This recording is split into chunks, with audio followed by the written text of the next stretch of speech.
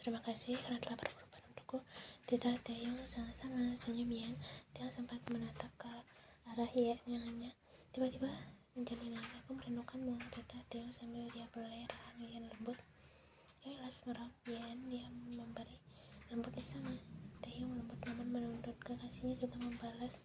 Bahkan kedua tangannya telah kalungkan di leher Taeyong.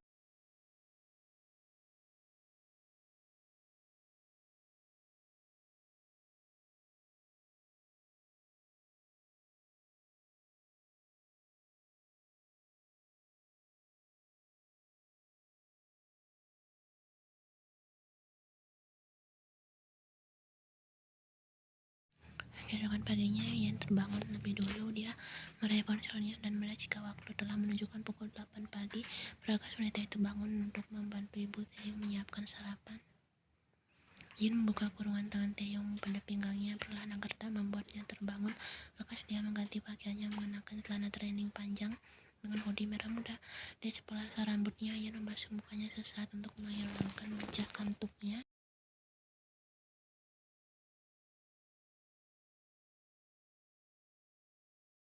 Yan telah keluar dari kamar dengan benar saja. Dia melihat ibu Taeyong telah berada di dapur tengah mengeluarkan bahan makanan dari dalam kulkas. Selamat pagi ibu, sapa Yan sopan. Selamat pagi Yan, bagaimana tidurmu nyenyak? Tanya ibu tersenyum.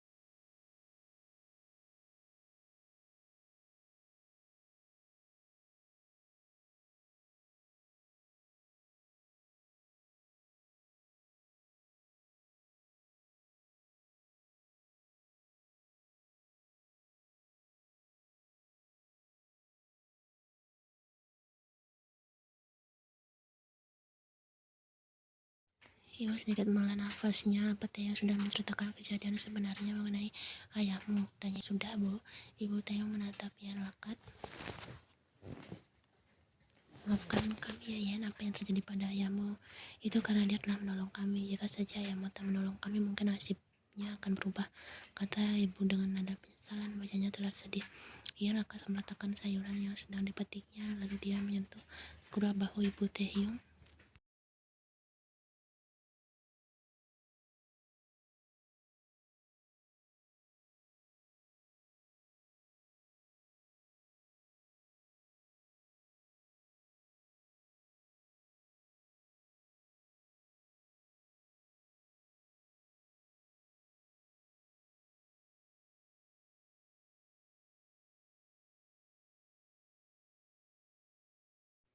Ayahmu sangat baik ya, ibu selalu mendoakan ayahmu, meminta pada Tiang agar ayahmu bisa hidup di surga sana. Dia telah menderita di dunia karena ketidakadilan. Ibu merasa bersalah padamu. Ibu semakin menangis. Ibu Taeyong sedih karena merasa bersalah atas kejadian ayah Yan. Wanita itu merasa bersalah karena menurutnya meninggalnya ayah Yan itu akibat telah menolongnya. Yan ikut menangis karena melihat ibu Taeyong menangis saat membicarakan ayahnya. Dia lekas memeluk ibu Taeyong untuk menenangkan.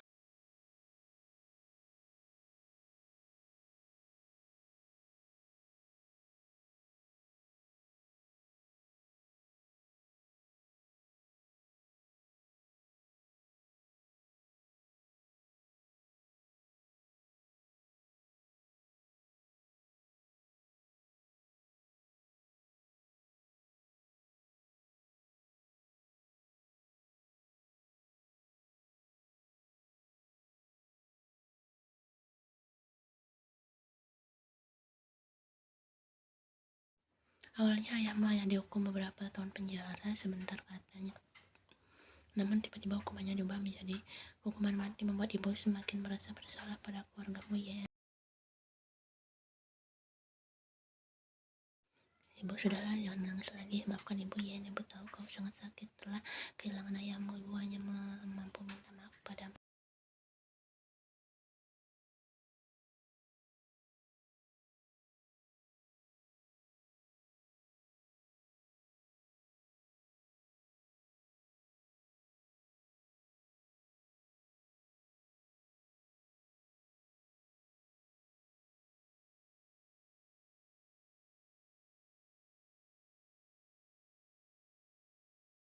Aku sangat bersyukur telah bertemu dengan anak ibu. Dia telah menjaga aku dan mencintaiku cukup untuk menggantikan posisi ayahku, kata Yan.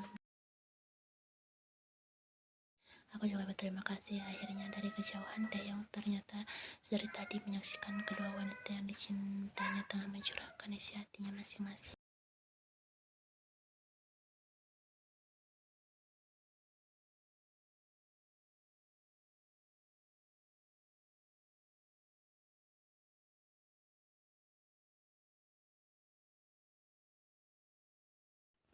Taeyong merasa perjuangannya sama ini tidak sia-sia dan dapat berbuah manis. Dia akan mengembalikan semuanya ke tempat semula. Dia akan mendapatkan keadilan untuk ayah kekasihnya dan melepas semua belenggu yang telah mengikat dirinya dan ibunya.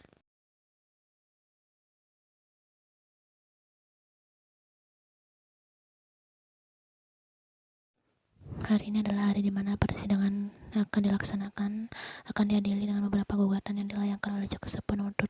Tak lupa jika Wendy pun akan diadili karena dia bertindak sebagai kaki tangan Kosuke dan digugat dengan pasal percobaan.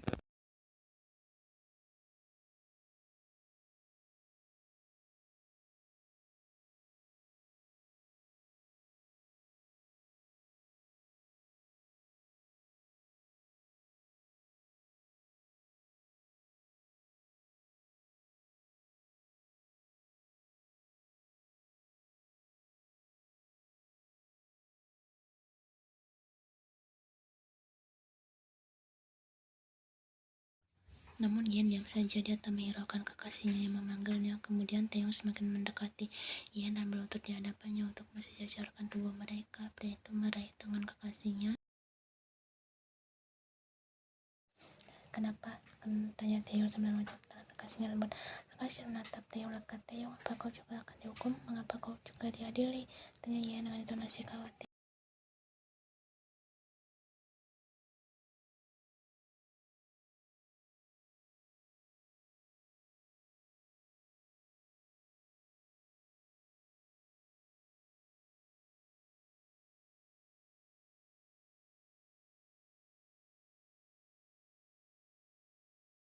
Taeyong, bisa kau berhenti bercanda? Aku serius, balas Yen ketus. Wajahnya terlihat serius. Taeyong yang melihat kekasihnya marah, lekas dia bangkit dari berlututnya, kemudian duduk di sampingnya. Taeyong kepada rahang Yen dan dibelainya lembut.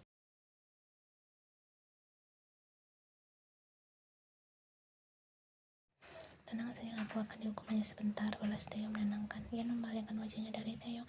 Dia terlihat anak marah. Jika kau dihukum, aku akan sendiri lagi, balas Yen pelan, suaranya terdengar sedih.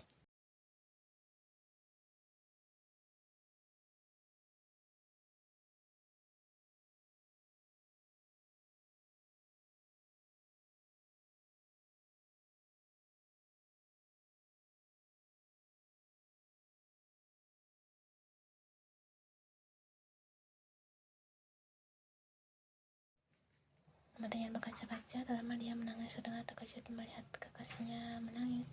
Bagaimana jika itu tak sebentar? Bagaimana jika kau akan terluka di sana? Bagaimana jika nasibmu seperti ayahku?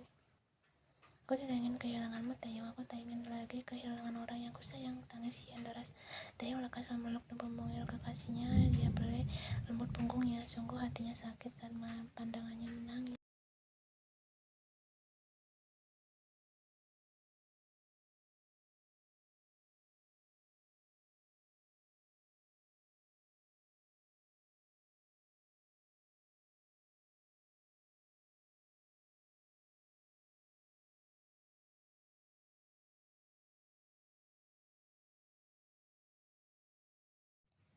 Setelah dirasa Yen sudah mulai tenang, Taeyong kembali melontarkan lelucon pada Yen agar dia tertawa dan melupakan kesedihannya. Pasangkan dasi, pinta pria itu manja.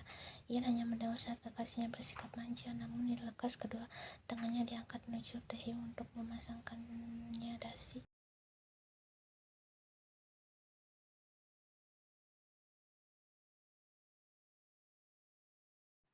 Sudah rapi tampan, puji Yen. Taeyong mengajak bibir kekasihnya lembut. Taeyong dan Yen telah sampai di ruang persidangan. Di sana juga telah datang keluarga Yen, ibunya, ketiga rekannya, dan anak buahnya. Ketiga rekannya mendekatinya.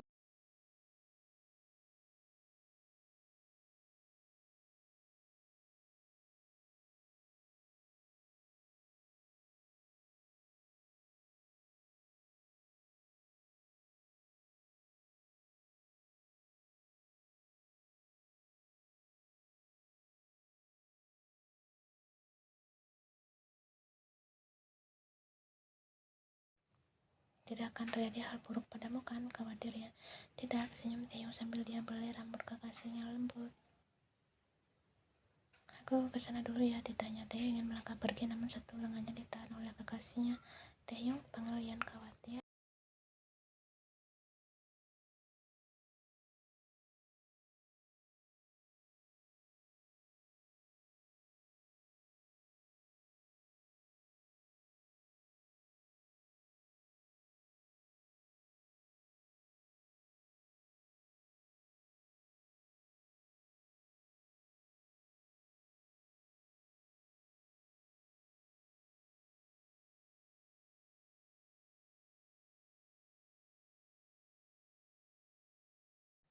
Yan melihat Kosuke yang duduk di kursi terdakwa dengan gesturnya santai. Dia masih memperlihatkan arogan di wajahnya, kedua tangannya diborgol dan tak lupa jika dirinya telah memakai baju tahanan. Yan baru ini melihat jelas wajah Kosuke. Waktu lalu dia hanya melihatnya samar. Dia melihat Kosuke benar-benar masih muda dan juga tampan. Yan heran mengapa mafia yang dia lihat wajahnya semua tampan, kekasihnya tampan, ketiga rekan kekasihnya pun tampan. Kini Kosuke juga tampan, namun jika sadisnya mereka, Yan menjadi bergidik ngeri.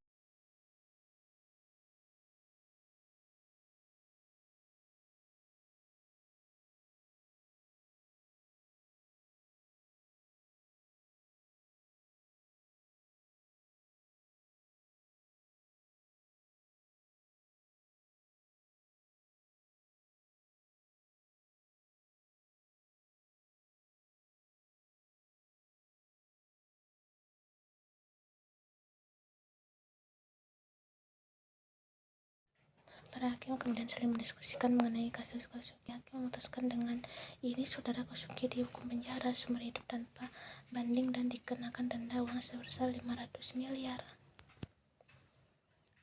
Terdengar bunyi palu hakim terpukul. Sontak membuat lebih Taeyong. Dia mengepalkan kedua tangannya karena senang jika hukuman Kosuke sesuai dengan keinginannya. Kosuke dihukum di dalam penjara sampai sisa hidupnya tanpa banding. Oleh karena itu dia tak bisa mengajukan banding untuk keringanan.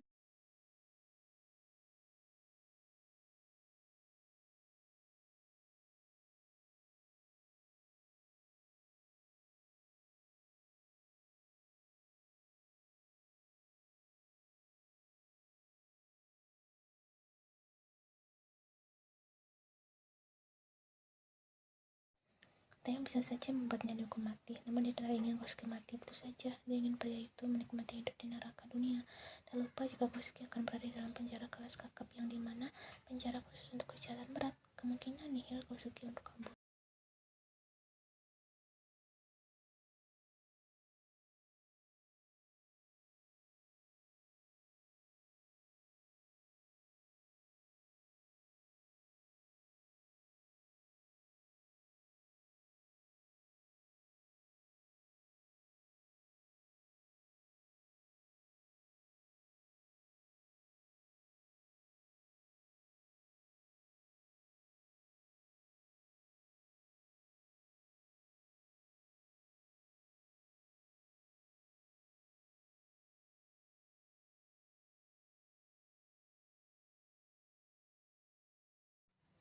Kosuke akan kau brengsek, teriak Wendy lagi satunya ditarik keluar dari ruang persidangan oleh sipir. Yan menundukkan kepalanya karena dia merasa kasihan dengan Wendy. Ini pasti berat untuknya. Sudah 4 jam lamanya persidangan berjalan. Kini telah masuk ke persidangan terakhir, yaitu persidangan Taeyong. Dengan gagah Taeyong berjalan menuju meja terdakwa. Dia duduk dengan santai dan sopan. Tak lupa pakaiannya hari ini pun rapi. Dia memakai setelan dengan jas. Taeyong balik ke arah Yan sebentar, lalu tersenyum.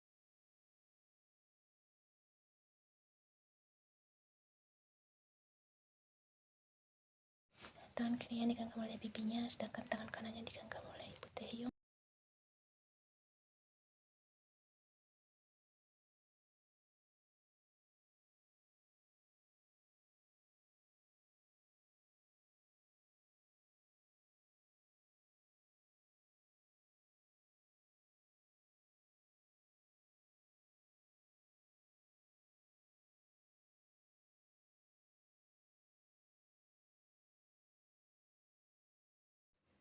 Lama persidangan, Dayung akhirnya hakim memutuskan diri dari hasil penyelidikan ulang mengenai kasus 17 tahun silam oleh terdakwa Andreas Chung. Hasil membuktikan jika Andreas Chung tidak bersalah dan bebas dari hukuman apapun.